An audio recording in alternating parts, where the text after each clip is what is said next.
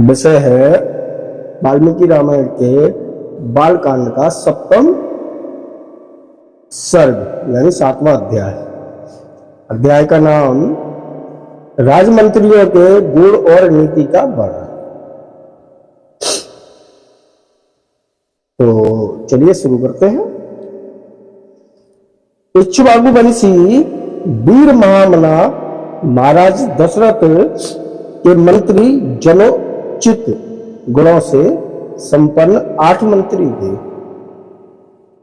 कैसे थे वो मंत्री? जनोचित यानी जन जन की बात करने वाले थे। और कितने मंत्री थे? 8 मंत्री थे। जो मंत्र के तत्व को जानने वाले और बारी चेष्टा देख कर ही मन के भाव को समझ लेने वाले थे।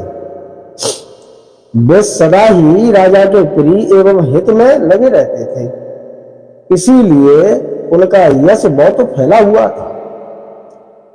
वे सभी शुद्ध आचार विचार से युक्त थे और राजकीय कार्यों में निरंतर संलग्न रहते थे। उनके नाम इस प्रकार थे: दृष्ट, जयन, विजय, सुराष्ट्र, राष्ट्रवर्धन, अकोट, धर्मपाल और 8वें थे सुमन, जो अर्थशास्त्र के ज्ञाता थे। आर्य सुमंत का नाम तो बहुत सभी लोगों ने सुना होगा। ऋषियों में श्रेष्ठतम वरिष्ठ और वामदेव, ये 2 महर्षि राजा के माननीय ऋषित्व यानी पुरोहित थे। इनके सिवा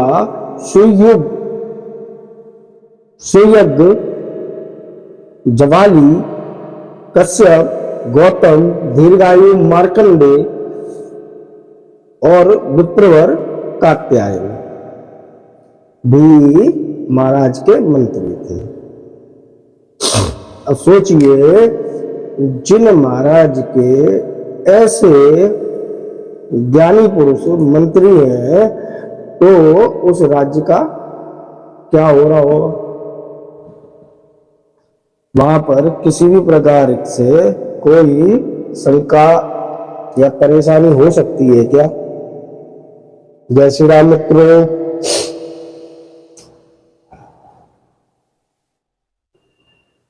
जब सुयज्ञ, जवाली, कश्यप ऋषि, गौतम ऋषि, मार्कंडे ऋषि, कात्यायन ऋषि जैसे महाराज के मंत्री हैं तो उस राज्य में क्या समस्या हो सकती है?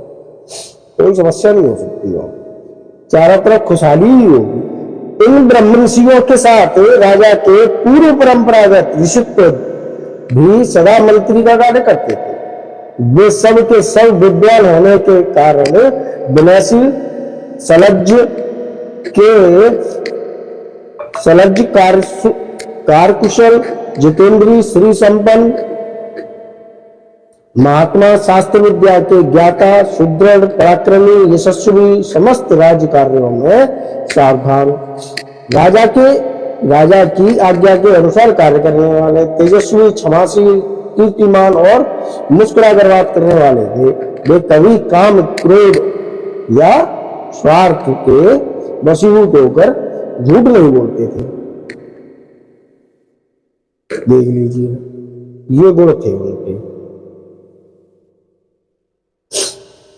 कैसे थे वो लोग? विनयशील, सलज्ज, कार्यकुशल, जितेंद्रीय, श्री संपन्न, महात्मा, शास्त्र विद्या के ज्ञाता, सुदृढ़, पराक्रमी, यशस्वी, समस्त राज्य कार्यों में सावधान, राजा की आज्ञा के अनुसार कार्य करने वाले, तेजस्वी, क्षमाशील, कीर्तिमान तथा मुस्कुराकर बात करने वाले। आज तो चपरासी भी अगर बैठा होता है ना, उससे अगर ये पूछो साहब से मुलाकात करा दो तो वो पैसे मांगता है। और ये तो इतने योग्य थे और फिर भी हंसकर मुस्कुराकर बात करते थे। चपरासी जैसी नौकरी के, उस चपरासी का काम करता है ना सरकारी दफ्तरों में, उसका ये हाल है। इतना आदमी आज नीचे गिर चुका। और त्रेता युग की ये मान्यता है कि वो राजा के प्रिय थे और इतना सब था उनके पास, उसके बाद भी प्रजा से मुस्कुरा कर बात करते थे। वे कभी काम, क्रोध या स्वार्थ के वशीभूत होकर झूठ नहीं बोलते थे। और आज बात बात बड़ी हो गया था। अपने या शत्रु पक्ष के राजाओं की कोई भी बात उनसे छिपी नहीं रहती थी। दूसरे राजा क्या करते हैं, क्या कर चुके हैं, क्या करना चाहते हैं, ये सभी बातें गुप्तचरों द्वारा उन्हें मालूम रहती। कितने योग्य थे सब। वे सभी व्यवहार कुशल थे।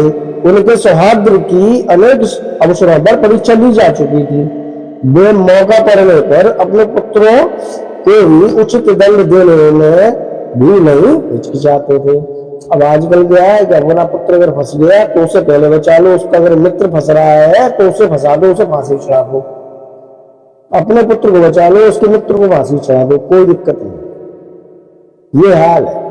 और पहले क्या था कि अगर अपना ही पुत्र फंस रहा है तो उसे भी फंसा देना है, उसे तो उचित दंड मिलेगा। ये था। इतने नीति निपुण लोग थे उस समय, राजा दशरथ के समय। साथियों, आप देख रहे हैं ऋषि ज्ञान की बात, और ये वाल्मीकि रामायण के बालकांड का 7वां सर्ग है, यानी 7वां अध्याय है। आप लोगों अगर वीडियो अच्छा लगा हो तो डिस्क्रिप्शन में कई सारे मतलब इसके सभी लिंक दिए हुए हैं और प्लेलिस्ट भी मौजूद है। आप चाहें तो उसको देख सकते हैं, सुन सकते हैं। एक बार चैनल को सब्सक्राइब कर लीजिए तो जिससे आपको प्रतिदिन रात्रि में 9 बजे 11 बजे आपको ये वीडियो सुनने को अवश्य मिलेंगे। साथ ही पता रात्रि में 11 बजे ही क्यों ये काम करना, रात्रि को 11 बजे ही क्यों? क्योंकि रात्रि में सोने के समय अगर प्रभु का स्मरण अगर हो जाए तो निद्रा बड़ा अच्छी आती है। तो मैंने सोचा कि शायद मुझ जैसे कुछ लोग होंगे तो वो यूट्यूब पे जरूर सुनेंगे, तो इसीलिए मैं भी प्रयास करता हूँ रोज रात्रि को अपना भगवान श्री राम का स्मरण हो जाता है। इसी बहाने उनका चरित्र पढ़ने का भी अवसर प्राप्त हो जाता है आप सबके साथ। वैसे ही आप जुड़ते रहा कीजिए तो मुझे भी, मेरा भी उत्साहवर्धन होता रहेगा। मैं भी पढ़ने में मुझे भी इंटरेस्ट आया कि लोग सुन रहे हैं तो मैं भी करता रहूँगा। तो आप लोगों से वही रिक्वेस्ट है कि आप चैनल को सब्सक्राइब कर लें और अपने परिजनों मित्रों के साथ भी शेयर करें। उनको बताएं कि रात्रि 11 बजे इस चैनल पे वाल्मीकि रामायण का एक पाठ होता है तो सुनेंगे तो बड़ा अच्छा लगेगा। इतना कल का जो था वीडियो अगर आप उसे सुन लेंगे तो आनंद विभोर हो जाएंगे। 26 या 23 मिनट का है, उसको अगर आप सुन लेंगे तो आनंद विभोर हो जाएंगे। इतना अच्छा वीडियो था। और रात्रि को सोने के लिए आपको किसी और दूसरी चीज की आवश्यकता नहीं भाई, आप ऐसे ही सो जाएंगे वीडियो देखते। इतना अच्छा विषय था। कोश के संचय तथा चतुरंगिनी सेना के संग्रह में सदा लगे रहते थे। कौन लगे रहते थे? उनके मंत्रीगण जो थे। शत्रु ने भी यदि अपराध न किया हो तो वे उसकी हिंसा न करते थे।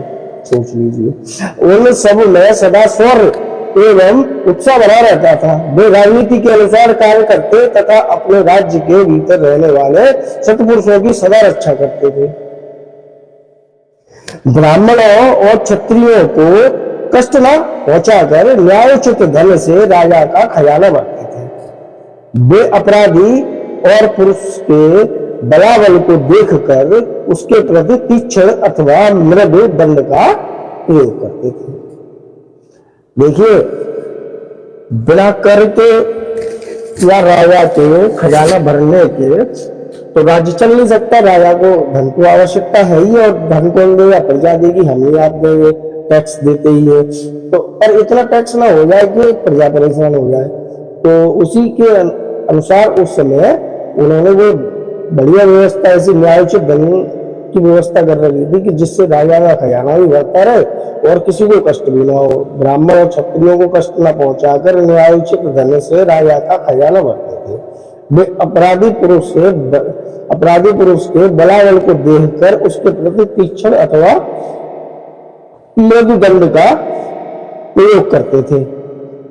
इन सबके भाव शुद्ध और विचार एक थे, वो सब एक ही मत के थे। उनकी जानकारी में अयोध्यापुरी अथवा कौशल राज्य के भीतर कहीं एक भी मनुष्य ऐसा नहीं था जो मिथ्यावादी, दुष्ट और पर स्त्री लंपट हो।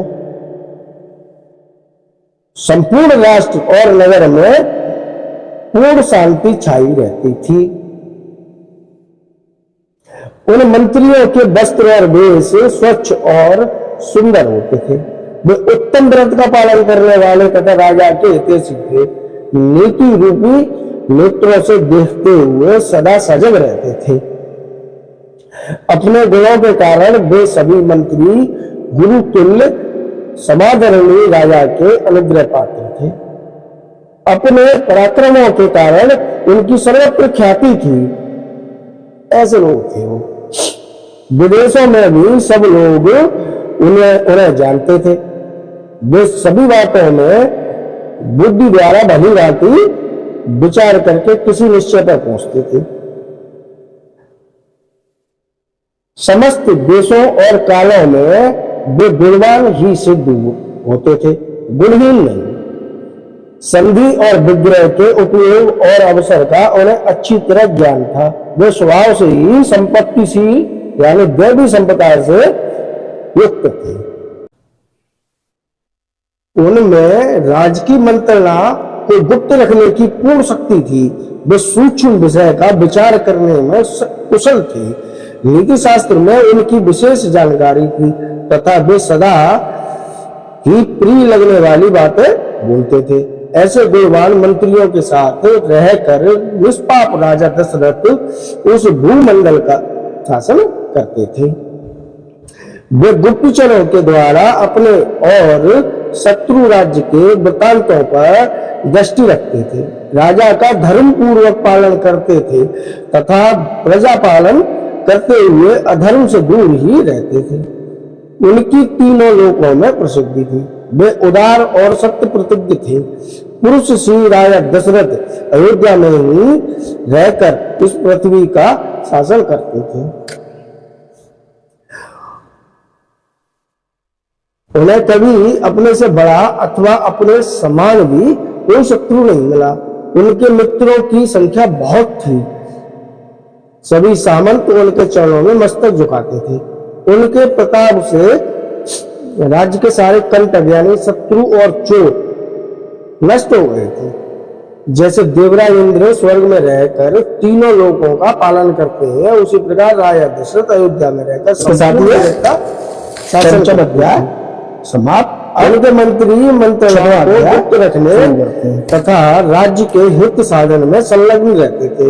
वे राजा के प्रति अनुरक्त, कार्य कुशल और शक्तिशाली थे। प्रतिदिन रात्रि में 11 बजे सूर्य अपनी किरणों के साथ इस समय पर प्रकाश करने का उसी प्रकार बड़ी शोभा पाते थे। ऐसे मंत्री थे राजा दशरथ के। तो इसके साथ ही साथियों ये सप्तम सर्ग समाप्त। अब शुरू करते हैं अष्टम सर्ग। अष्टम सर्ग का क्या नाम है? राजा का पुत्र के लिए अश्वमेध यज्ञ करने का प्रस्ताव और मंत्रियों तथा ब्राह्मणों द्वारा उनका अनुमोदन। आप सब जानते हैं कि राजा दशरथ के काफी समय तक कोई संतान ना हुई थी। तो संतान ना हुई तो अब क्या किया जाए? तो उसके लिए श्रृंगी ऋषि ने उन्हें पुत्र कामेष्टि यज्ञ कराया था। अब ये उसी का यहां पर संपूर्ण अध्याय है। संपूर्ण धर्मों को जानने वाले महात्मा राजा दशरथ ऐसे प्रभावशाली होते हुए भी पुत्र के लिए सदा चिंतित रहते थे। उनके वंश को चलाने वाला कोई पुत्र नहीं था। उसके लिए चिंता करते करते एक दिन उन महामनस्वी नरेश के मन में यह विचार हुआ कि मैं पुत्र प्राप्ति के लिए अश्वमेध यज्ञ का अनुष्ठान क्यों ना करूं। अपने समस्त शुद्ध बुद्धि वाले मंत्रियों के साथ परामर्श पूर्वक यज्ञ करने का ही निश्चित विचार करके उन महातेजस्वी महाबुद्धिमान एवं धर्मात्मा राजा ने सुमंत से कहा, मंत्रीवर तुम मेरे समस्त गुरुजनों और पुरोहितों को यहाँ शीघ्र बुला कर लाओ। ऐसा राजा दशरथ ने आर्य सुमंत से कहा कि जाइए मेरे सभी गुरुजनों और पुरोहितों को लेकर आइए। साथियों, आप देख रहे हैं ऋषि ज्ञान की बात और मेरा नाम है गौरव श्रीवास्तव। मैं आपसे अनुरोध करना चाहूंगा कि आप लोग एक बार चैनल को सब्सक्राइब कर लें। प्रतिदिन रात्रि को 11 बजे हमारे चैनल पर वाल्मीकि रामायण का पाठ किया जाता है, तो आप अगर चैनल सब्सक्राइब कर लेंगे तो उसकी नोटिफिकेशन आपको मिलती रहेंगे। और पीछे के सभी अध्यायों के लिंक डिस्क्रिप्शन में दिए हुए हैं, आप चाहें तो वहां से भी सुन सकते हैं। कल का बहुत ही अच्छा विषय था अयोध्यापुरी का, राजा दशरथ ने जो वर्णन किया है उसके बारे में था, 9वां भाग था, उसको आप एक बार अवश्य सुन लें। तब शीघ्रता पूर्वक पराक्रम प्रकट करने वाले सुमंत तुरंत जाकर उन समस्त वेद विद्या के पारंगत मुनियों को वहां बुला लाए। सुयज्ञ, वामदेव, जवाली, कश्यप, कुल पुरोहित वशिष्ठ तथा और भी जो श्रेष्ठ ब्राह्मण थे, उन सब की पूजा करके धर्मात्मा राजा दशरथ ने धर्म और अर्थ से युक्त यह मधुवचन कहे। महर्षियों, मैं सदा पुत्र के लिए विलाप करता रहता हूँ, उसके बिना इस राज्य आदि से मुझे सुख नहीं मिलता। अतः मैंने यह निश्चय किया है कि मैं पुत्र प्राप्ति के लिए अश्वमेध द्वारा भगवान का यजन करूं। मेरी इच्छा है कि शास्त्रोक्त विधि से इस यज्ञ का अनुष्ठान करूं। अतः किस प्रकार मुझे मेरी मनोवांछित वस्तु प्राप्त होगी, इसका विचार आप लोग यहाँ करें। राजा के ऐसा कहने पर वशिष्ठ आदि सब ब्राह्मणों ने बहुत अच्छा कहकर उनके मुख से कहे हुए पूर्वोक्त वचन की प्रशंसा की। फिर वे सभी अत्यंत प्रसन्न होकर राजा दशरथ से बोले, महाराज, यज्ञ सामग्री का संग्रह किया जाए, भूमंडल में भ्रमण के लिए यज्ञ संबंधी अश्व छोड़ा जाए और सरयू के उत्तर तट पर यज्ञ भूमि का निर्माण किया जाए।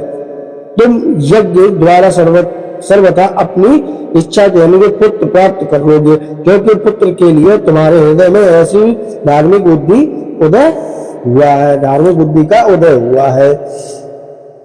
ब्राह्मणों का यह कथन सुनकर राजा दशरथ को बहुत संतुष्टि हुई। हर्ष से उनके नेत्र चंचल हो उठे। वे अपने मंत्रियों से बोले, गुरुजनों की आज्ञा के अनुसार यज्ञ की सामग्री यहाँ एकत्र की जाए। शक्तिशाली वीरों के संरक्षण में उपाध्याय सहित अश्व को छोड़ा जाए। सरयू के उत्तर तट पर यज्ञ भूमि का निर्माण हो। शास्त्रोक्त विधि के अनुसार स्वयं से शांति कर्म का विस्तार किया जाए, जिससे विघ्नों का निवारण हो। यदि इस श्रेष्ठ यज्ञ में कष्टप्रद अपराध बन जाने पर रहना हो तो सभी राजा इसका संपादन कर सकते हैं, परंतु ऐसा होना कठिन है, क्योंकि विद्वान ब्रह्म राक्षस यज्ञ में विघ्न डालने के लिए छिद्र ढूंढा करते हैं। यज्ञ का अनुष्ठान करने वाला यजमान तत्काल नष्ट हो जाता है। अतः मेरा यह यज्ञ जिस तरह विधि पूर्वक संपन्न हो सके वैसा उपाय किया जाए। तुम ऐसे साधन प्रस्तुत करने में समर्थ हो। राजा के द्वारा सम्मानित हुए समस्त मंत्री पूर्वक उनके विचारों को सुनकर बोले, बहुत अच्छा, ऐसा ही होगा। इसी प्रकार वे सभी ये पुत्र कानिष्ठी यज्ञ के लिए राजा दशरथ अपने मंत्रियों को बात कह रहे हैं। जो लोग नए जुड़े हैं उनके लिए मैं बता रहा हूं कि ऋषियों ने उनसे किन जिन चीजों के लिए कहा, वो सब चीज वो अपने मंत्रियों से कह रहे हैं कि ये सब लेकर आप लोग उपस्थित होइए। राजा के द्वारा सम्मानित हुए समस्त मंत्री पूर्ववत उनके वचनों को सुनकर बोले, बहुत अच्छा, ऐसा ही होगा। इसी प्रकार वे सभी धर्मज्ञ ब्राह्मण भी नृपश्रेष्ठ राजा दशरथ को बधाई देते हुए उनकी आज्ञा लेकर जैसे आए थे वैसे ही फिर लौट गए। उन ब्राह्मणों को विदा करके राजा ने मंत्रियों से कहा, पुरोहितों के उपदेश के अनुसार इस यज्ञ को विधिवत पूर्ण करना चाहिए। वहां उपस्थित हुए मंत्रियों से ऐसा कहकर परम बुद्धिमान नृपश्रेष्ठ राजा दशरथ उन्हें विदा करके अपने महल में चले गए। वहां जाकर नरेश ने अपनी प्यारी पत्नियों से कहा, देवियों, दीक्षा ग्रहण करो, मैं पुत्र के लिए यज्ञ करूंगा। उस मनोहर वचन से उन सुंदर कांति वाली रानियों के मुख कमल बसंत ऋतु के में विकसित होने वाले पंखों के समान खिल उठे और अत्यंत शोभा पाने लगे। इसके साथ ही ये अष्टम सर्ग समाप्त। अब नवम सर्ग होगा। नवम सर्ग क्या है? सुमंत का राजा को श्रृंगी ऋषि श्री मुनि को बुलाने की सलाह देते हुए अनेक अंग देश में जाने और शांता से विवाह करने का प्रसंग सुनाना। ये नवम सर्ग और करते हैं, उसके बाद दसम सर्ग कल करेंगे।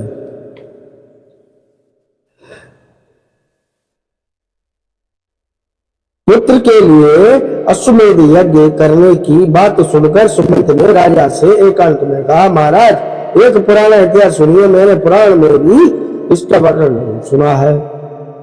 जो मैं पुत्र प्राप्ति के लिए इस अश्वमेध रूप उपाय का उपदेश किया है, परंतु मैंने इतिहास के रूप में कुछ विशेष बातें सुनी है। राजन, पूर्व काल में भगवान सनत कुमारों ने ऋषियों के निकट एक कथा सुनाई थी।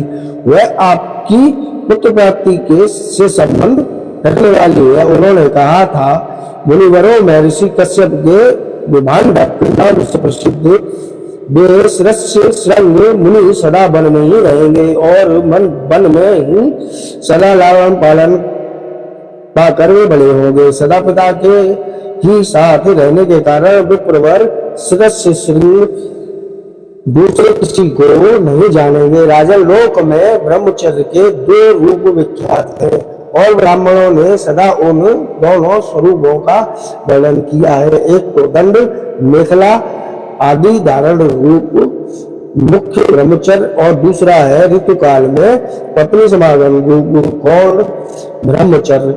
उन महात्मा के द्वारा उक्त दोनों प्रकार के ब्रह्मचर्यों का पालन होगा। इस प्रकार रहते हुए मुनि का समय अग्नि तथा यशस्वी पिता के सेवा में ही व्यतीत होगा। उसी समय अंग देश में रोमपाद नामक एक बड़े प्रतापी और बलवान राजा होंगे। उनके द्वारा धर्म का उल्लंघन हो जाने के कारण उस देश में घोर अनावृष्टि हो जाएगी, जो सब लोगों को अत्यंत भयभीत कर देगी। वर्षा बंद हो जाने से राजा रोमपाद को भी बहुत दुख होगा। वे शास्त्र ज्ञान में बड़े चढ़े ब्राह्मणों को बुलाकर कहेंगे, विप्रवरों, आप लोग वेद शास्त्र के अनुसार करने वाले तथा लोगों के आचार विचार को जानने वाले हैं, अतः कृपा करके मुझे ऐसा कोई नियम बताइए जिससे मेरे पाप का प्रायश्चित हो जाए।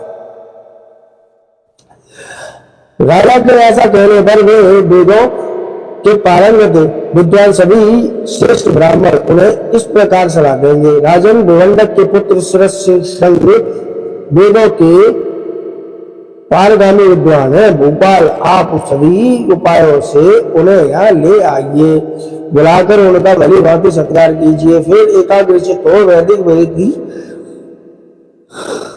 के अनुसार उनके साथ अपनी कन्या शांता का विवाह कर दीजिए।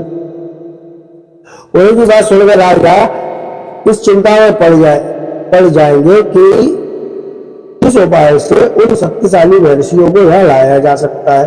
फिर वे मनस्वी नरेश मंत्रियों के साथ निश्चय करके अपने पुरोहित और मंत्रियों को सत्कार पूर्वक वहां भेजेंगे।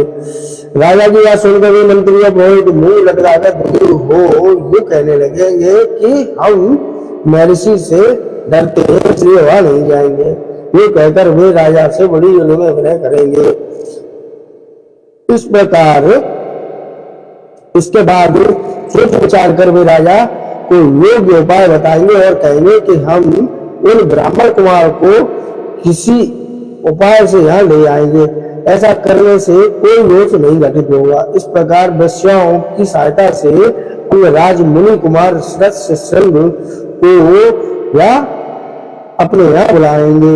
उनके आते ही इंद्रदेव उस राज्य में बसा करेंगे। फिर राजा उन्हें अपनी पुत्री शांता समर्पित कर देंगे। श्रेष्ठ संग आपको जमाता हुए वे ही आपके लिए पुत्रों को सुलभ कराने वाले यज्ञ कर्म का संपादन करेंगे। यह सनत कुमारों की कही हुई बात मैंने आपसे निवेदन की है। यह सुनकर राजा दशरथ को बड़ी प्रसन्नता हुई। उन्होंने सुमंत से कहा, मेरे कुमार श्रेष्ठ श्रृंग को वहां जिस प्रकार और जिस उपाय से बुलाया गया वह स्पष्ट रूप से बताओ। अब ये दसम सर्ग होगा, यानी 10वां अध्याय होगा, जो कि कल होगा। आज हमने 3 अध्याय बालकांड के कर लिए। आप सबने ध्यान से सुना, आप सबका बहुत बहुत धन्यवाद। आप सबके हृदय में विराजमान प्रभु श्री राम को मेरा सादर चरण स्पर्श। जय श्री राम मित्रों। मैं एक बार फिर से पुनः विनती करना चाहूंगा कि आप सब लोग कृपया चैनल को एक बार सब्सक्राइब कर लें और अपने मित्रों, साथियों, परिजनों के साथ चैनल के वीडियो को शेयर करें। वीडियो के डिस्क्रिप्शन में सभी लिंक मौजूद हैं, अब तक के जितने भी अध्याय हुए हैं।